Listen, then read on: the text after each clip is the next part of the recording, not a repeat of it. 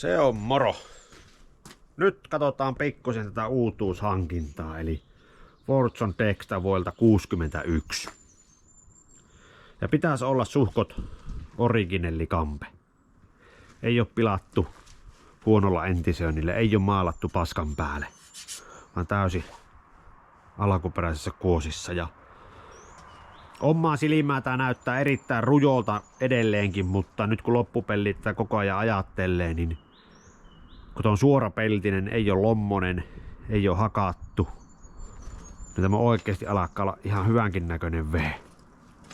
Myös ilmaottohattu on täysin suora, ei ole vasaralla pieksetty paskaksi. Ja tämä ruoste tässä pinnassa niin on tämmöistä silleetä, ei tartu sormi, eli se on patinoitunut tuohon pintaan. Ja myös keulamaski allalta asti niin on täysin suora, ei ole ajettu pahki mihinkään. grillikin on ehjä ja ainoa lommo tässä koneessa niin on tuo keulamerkki on mennyt vähän sen sisään. En tiedä kuuluuko se olla sisässä, mutta todennäköisesti ei, niin se on ainut tuommoinen näkyvä lommo tuossa. Mutta muuten se on täysin suora. Tämä on aivan huippua tässä Dextassa tämä konepelti. Saapi tälleen auki. Voiko os Valametissakin tommonen samanlainen rakenne. Pääsee suoraan akulle kiinni. Siellä on vähän uutta akun kenkääkin laitettu. Plusmahdotteinen. Ja pääsee suoraan sitten tuohon moottorille. Moottorikin on yläpuoleltaan täysin kuiva. Nestet pysyy sisässä, se on yläpinnassaan tuolla. Ja ei ole pahan märkä tuo moottorin kakkylyykin. Vaihteet pelaa hyvin, kaikki pykälät löytyy. Kytkin irrottaa hyvin, kun siellä on tosissaan uusi kytkiasetelma. Takarenkaat on lähes uuden veroset, vaikka nämä on vanhat tsekkoslovakialaiset paarumit.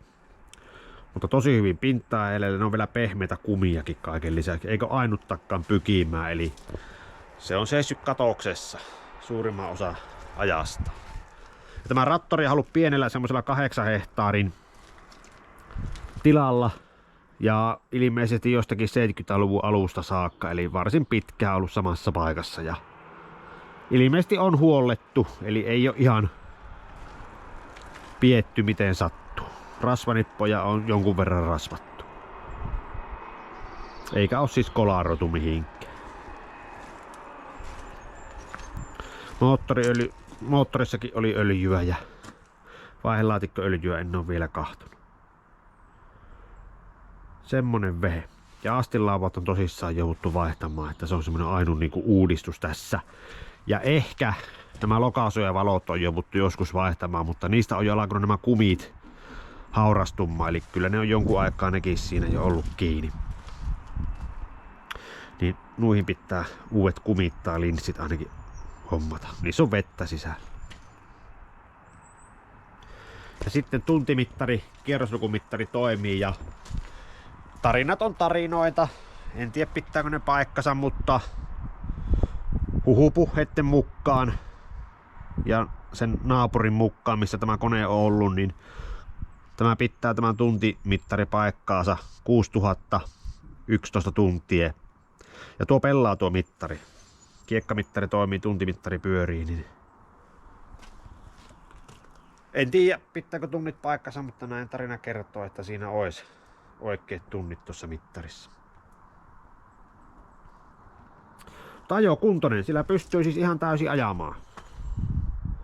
Se liikkuu eteen ja taakse ja kaikki vaihteet toimii ja kytkin toimii ja muuten on hyvät renkaat, paitsi yksi eturengas pitää uusia, se on mennyt huonoksi. Ja se on oikeastaan semmonen ainut toimenpienolle renkaille. Ja sitten kun saa sen rekisterikilven, niin saa sitten vakuutuksenkin ottaa tähän. Niin eikä siinä kun ajelee. Sitten ne viat. Lähdetäänpä nyt käymään niitä vikoja läpi. Eli siellä oli pääpiirteet tai mitä että nyt toimii. Eli nostolaitteet ja kaikki muut vaihteet ihan ok. Renkaat kääntyy eessä, mutta niitä vikoja. Ja suurin vikahan on nyt se tyhjäkäynti. Kuten alussa huomasin, niin se pikkusen humppaa se tyhjäkäynti. Ja tämähän on nyt tämmönen alipainesäärin simssi. Kuten Dextat on, mutta Super Dexta ja Specialiin tuli sitten mekaanisella säätimellä oleva tuo pumppu. Mutta tässä on tosiaan tuo alipainekalavopää. Ja siellä on siis imusarrasta jonkunlainen kaasuläppä ja sieltä tulee sitten imualipaine tänne pumppuun, joka säätää sitten sitä sääjin tankoa tuolla pumpun sisällä. Ja säätääkö se nyt sitä syöttöä sillä sääjin tangolla. Niin joku on nytten vialla, että se tyhjäkäynti tuolleen humppaa, mutta se pikkusen tasoittuu, kun se kone lämpiää. Mutta erityisesti kylmänä ja käyntiin lähtöön se vaikeuttaa se huono tyhjäkäynti. Toki käyntiin lähtöön voi vaikuttaa sitten, että siellä oikeasti alkaa konekin olla pikkusen ehkä väliä tai sitten kansistoon pitää pikkusen tehdä jotakin, mutta kyllä tuo tyhjäkäyntihomma pitää ruveta ainakin jossain vaiheessa jopa akuuttina korjaamaan. Tai yrittää ainakin. Ja sitten myöhemmin kannattaa käyttää kyllä kaikki suuttimet ja pumput ihan virallisessa huollossa, niin varmasti parantuu sitten käyntiin lähtö. Ja täällähän ei vissiin öljyä oo täällä alipannepumpussa, eli se voijellaan ihan dieseliöljyllä. Näin minä olin lukevinnaan jostakin. Sinne ei tarvitse öljyä siis muistaa sitten välttämättä vaihtaa, jos se pitää paikkansa se tieto. Ja sitten toinen paha ongelma on tuo dieseliöljyn vuoto, eli tuo putki on tuohon vaihettu, niin se tuosta tiputtaa löpöä. Koska tuo mutteri on tuonne liian lyhyt, se ei pysty kirimään sitä helmeä tonne siirtopumpun liittimeen kiinni, niin tuo pitäisi korjata. Ja toinen polttoöljyvuoto on täällä suodattimessa. Se tiputtaa sitä polttoöljyä tähän moottorikylkeen ja pitää tuon moottorikylen märkänä. Mutta muuten kyllä moottori näyttää ulospäin niin aika kuivalta. Ei isoja vuotoja ei näy. Eikä tiputtele öljyä silleen niin kuin tuohon allensa. Muuta kuin tuota dieseliä pikkusen ja sitten simpukasta tihkasoo nämä stefat. Tuonne tulee öljyhelmi tuonne simpukaan. Siinä on ne isommat vuojot. Ja sitten ulosottoakselin tumppi vuotaa kansat täällä jonkun verran. Eli tuolta pikkusen tihkasee öljyä. Hyvin tyypillinen vika. Sähköt on huonossa kunnossa. Eli etulamput ei nytten toimi. Ja täällä on virtalukkokin rikki, eli tuo pitää vaihtaa. Virrat pannaan nytten päälle tuosta katkaisimesta, eli vetästään se ylös, niin menee virrat päälle. Sitten pystyy starttaamaan.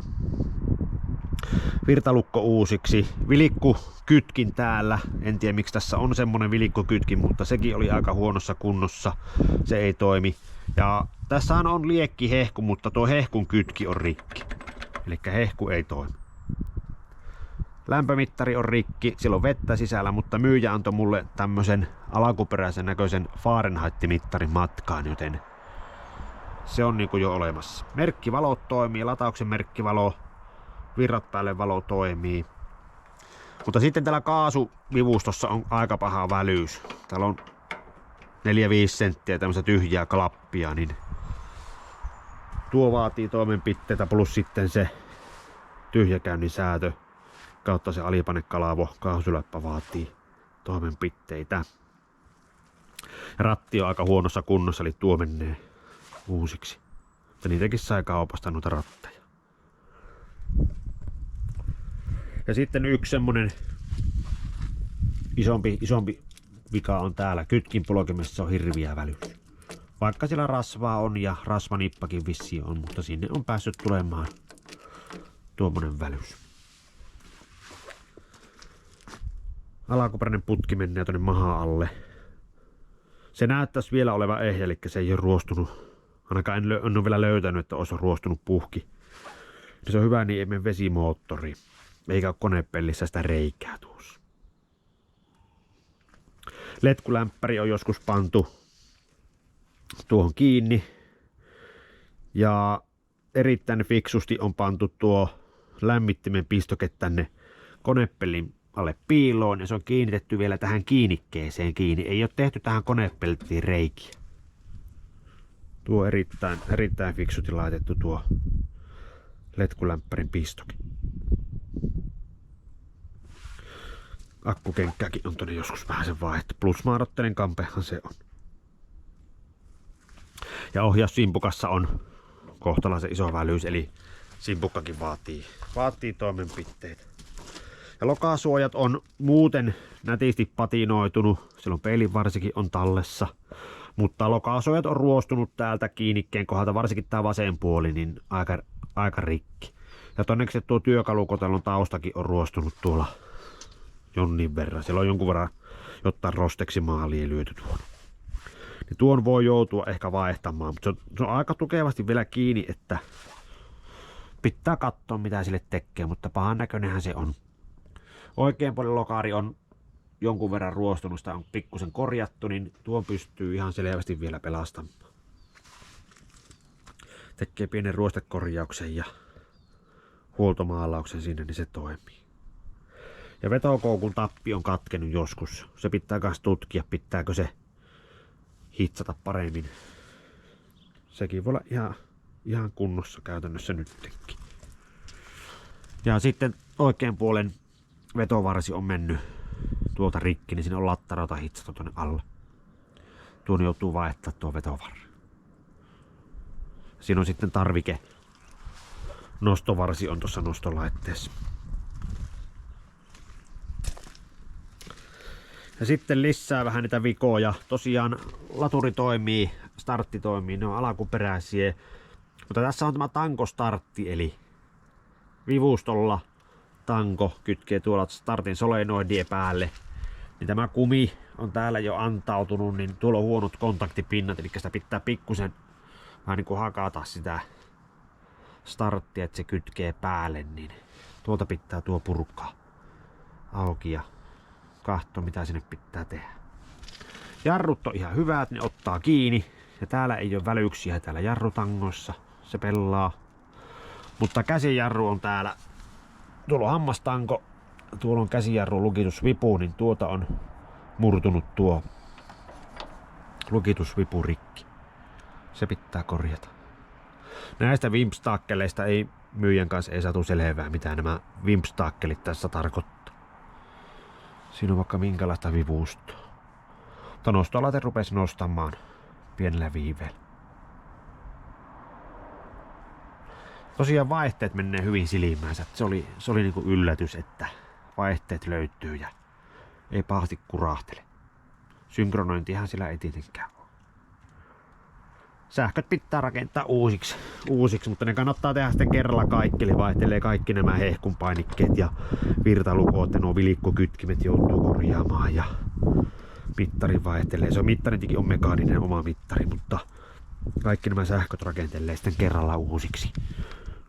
Täällä on ihan kovaa koppuraa nämä piuhat. Tuossa on tommonen piuhan pää, kun se virtalukko on purettu rikki ja näin, niin on vaihdettu vähän johtoa sinne. Niin johot pitää ruveta rakentelemaan kaikki uusiksi.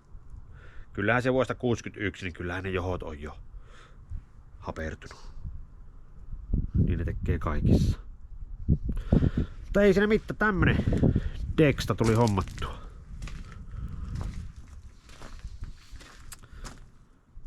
Jospa se toimii.